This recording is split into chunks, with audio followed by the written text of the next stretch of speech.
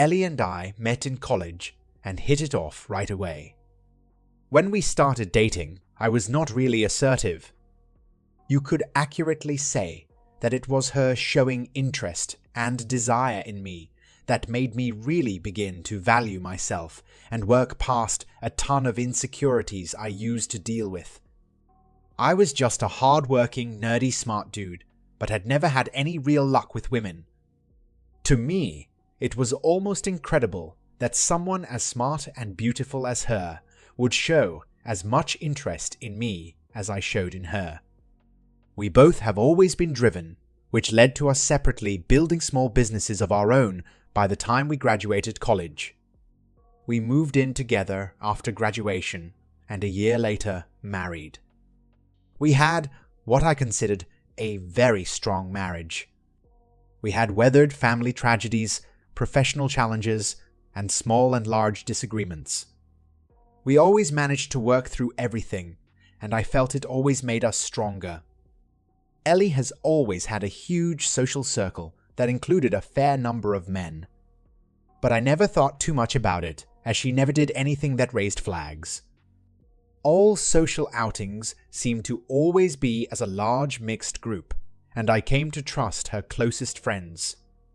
As our 10-year anniversary was coming up, I decided to bring up the topic of starting a family.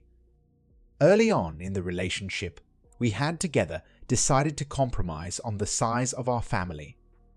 I wanted kids, and she wanted none, or at most one, so we agreed on having one. Now, 10 years into our marriage, secure economically and thinking how healthy I thought our relationship was, I brought the topic up. I can't help but think, me doing this may have started this whole chain of events. A little over 3 months ago, she tells me she is going out with her friends to have some fun. She basically told me she needed to unwind, as she was getting stressed about me asking about having kids again. That night, she comes back at 4 a.m. Starting with that day, our bedroom goes completely dead. In our relationship, Ellie has always initiated as much as me. In fact, on average, I would say more often than me. For rare periods when we were dealing with traveling, I can't think of us ever going more than 5 days without some form of intimacy. She starts going out more, guarding her phone, avoiding me, all this stuff I had never seen from her before. After about 3 weeks of this, I talk to Omar, my best friend, and he points me to Reddit and I start reading. Eventually, I decided I needed to do something about this as it was beginning to put me in a bad mood. I don't just want to trust her. I like to trust my wife. I need to trust her. Well, needless to say, I get my hands on her phone and check her calls and texts, feeling like a complete monster violating her privacy. Turns out that one of the people new to her social circle is an old high school flame from before we were together. The more I dug, the more I found. I think the fact I'd always trusted her completely made her complacent about hiding the affair better. I found out that during that party, a month before, he had attended and they spent all night catching up and ended up kissing. Not even really hiding it from her whole group of friends and then conveniently going to the bathroom at the same time.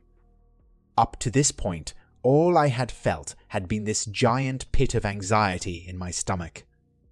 A part of me trying to hold on to the image of the woman I thought I had married, a kind of self-delusion.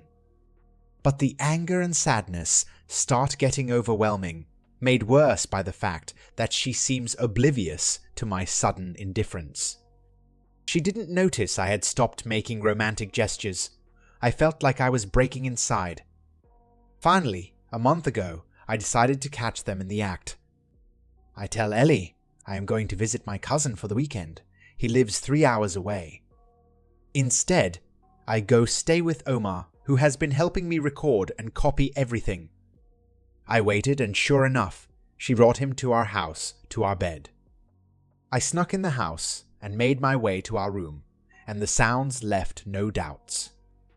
They were so into it that they didn't notice me standing there at the door recording them with my phone. I literally felt something in me break, like something in my soul snapped so hard I could hear it. My veins went ice cold, and something like a 10-ton anvil had been dropped on my chest. I couldn't breathe.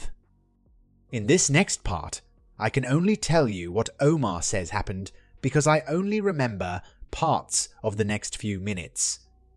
According to Omar, who I had brought as a witness, apparently I walked up to them, pulled the guy off the bed, and Omar pulled me off of him. I remember Omar holding me down on the ground. After that, there was the normal hysterics of being caught. I went no contact for 5 weeks and began working with a lawyer, preparing for the worst. Omar served as her contact point during that time since I simply didn't want to talk with her. Ellie contacted my family and told them that we were having problems. After the 5 weeks of no contact, we met and talked.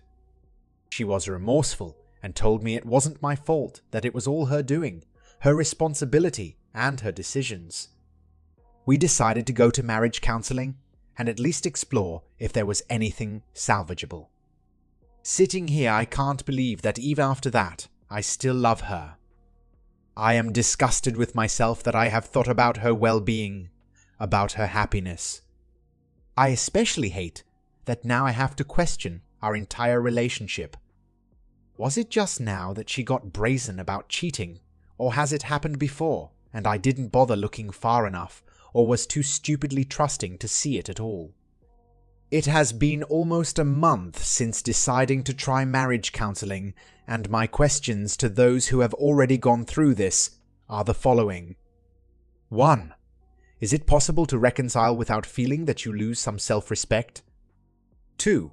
How long does the anger to sadness to numbness, rinse and repeat cycle last?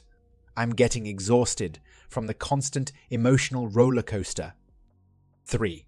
I find myself really loathing the whole idea of having to essentially be on the constant lookout. Is that a sign of me wanting out, or just me being exhausted? 'Cause I honestly can't tell. I'll take any advice, honestly. I love her. I've been head over heels for her since we met back in college, and I want to work it out. Is it actually possible? And if it is, will it ever resemble what it used to be even remotely? Update. After reading everyone's replies and the messages, I took the weekend to let it all sink in and harden my resolve.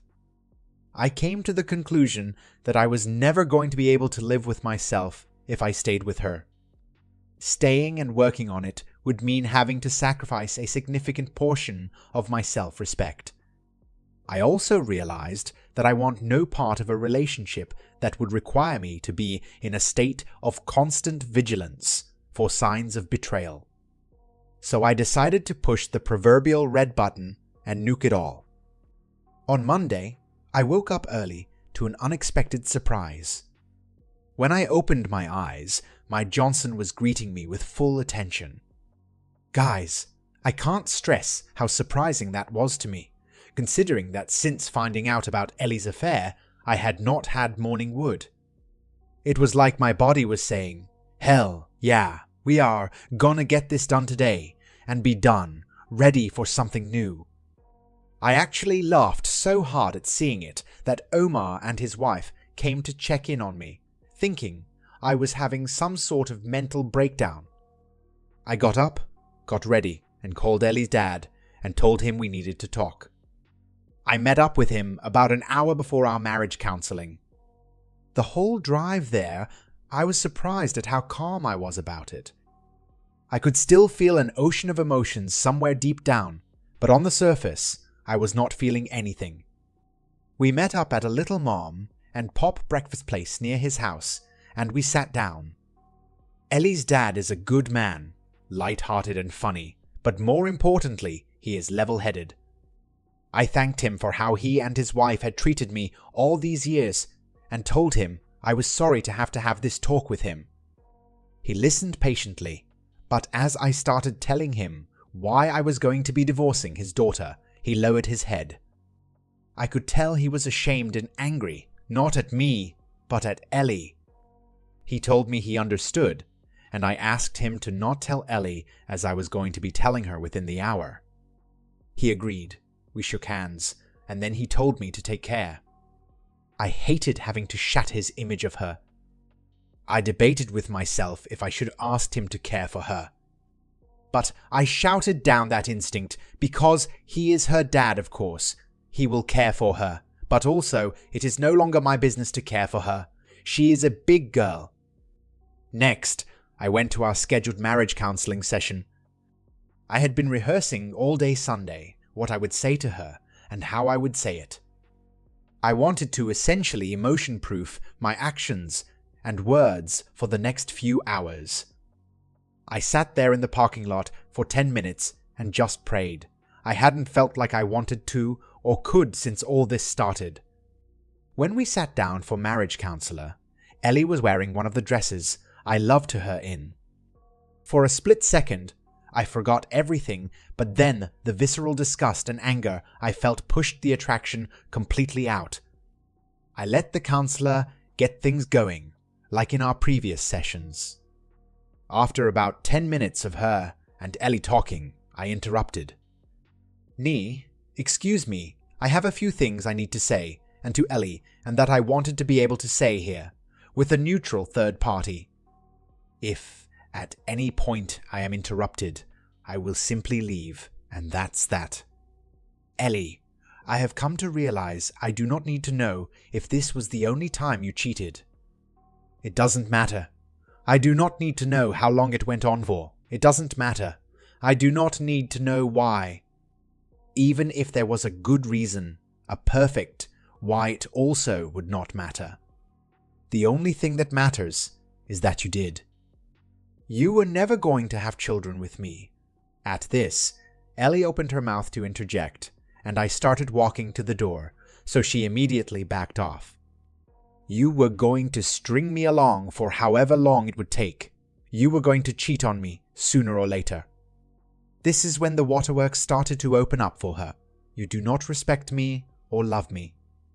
The counselor begins to look like she's about to interject, and I respond by taking another step towards the door, which ends that. My lawyer is filing for divorce as we sit here, and as of about an hour ago, your father knows the entire truth of what has been going on. Do not contact me. From here on out, the only people we will communicate with are lawyers. These are the last words we will ever exchange. I walked the last few steps to the door and walked out. As soon as I closed the door, I heard a wail, the likes of which would haunt people's dreams. She scrambled out of the office, pursued me, and tried to stop me, telling me how sorry she is and how we can start a family and give her a second chance, as she cried hysterically throughout.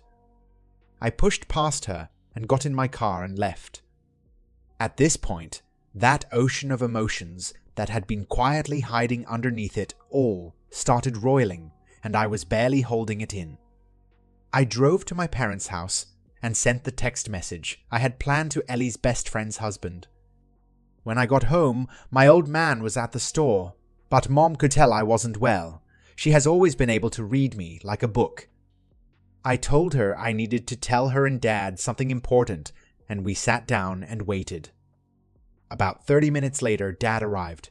I poured it all out. The more I talked, the more I felt that ocean of emotions emptying and all that pain pouring out of me. When I finished talking to my dad, he just held me, and I cried into his shirt for a solid 20 minutes. When it all ended, I felt spent and oddly at peace. I have arranged for Omar to receive a Harley he has been eyeing for a while. He has been more than a friend to me, and I am going to try my best to be as good a friend to him as he has been to me. I can't wait to see his face. I think this is the last time I will post, as it should be the end of this story. I just want to thank you all. Would have never thought that I would find sound and sane advice from strangers on the internet. I know that it will be a long road ahead, and that I will still need to deal with the aftershocks of this debacle and rebuild my ability to trust. I have to hope that little by little, all this pain and sadness and anger will go away, like a roto-rooter for my soul if I do the work. Now begins the rest of my life, and I can honestly say I am looking forward to it.